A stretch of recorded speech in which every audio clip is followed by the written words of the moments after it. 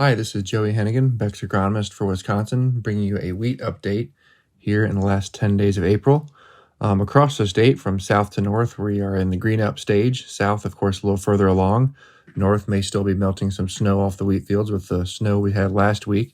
But overall, we're still in that early green up stage. I don't think we're quite to the stem elongation stage of most fields. So what we're looking at is really to do some final stand evaluations and looking at our numbers out in the field. We're looking to have more than 25 plants per square foot in all of these fields and at least 70 tillers.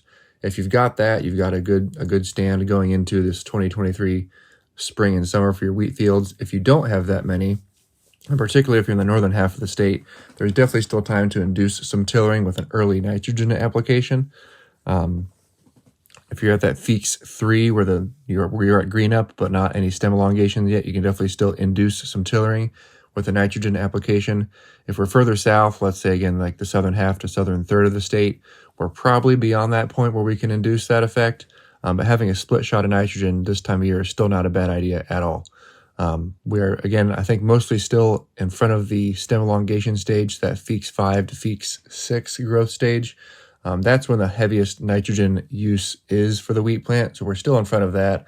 I like personally to have a split shot of nitrogen. It allows usually a little better standability throughout the rest of the season, but also gives a good chance to get a good early nitrogen shot along with some sulfur, and then follow that up a couple weeks from now with a split shot a little bit later.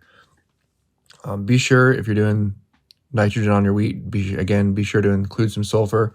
I like to see about 10 to 20 pounds of sulfur with the wheat.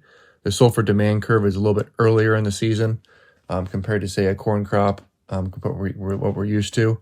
So be sure to have sulfur out there with a single shot for sure, but if you're doing a split shot, I like to kind of front load the sulfur to that first shot.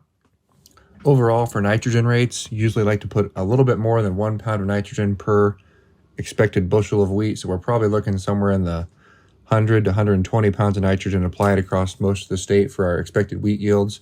So whether you're doing, again, the single shot or the split shot of application, a split gives you a little more opportunity to manipulate those rates and get exactly what you think that field is shaping up to probably yield. So that's why I really prefer that two-shot approach, plus it helps with the standability. But overall, that'd be a good target rate with a broad statement to target for these wheat fields. And going forward, we'll have to keep an eye on disease pressure and, of course, head scab, but that's down the road. So I just wanted to get this out here real quick to kind of give a early season quick update on the wheat crop, where it's at. And as we get forward through the month of May, usually a very busy month. Don't forget about the wheat and don't forget to manage it. If you have any more questions, reach out to your local Beck's dealer or Beck's Agronomist. And please check out the other links that I put with this voice recording to help with some other later season management tactics from some other Beck's marketing areas. Thank you.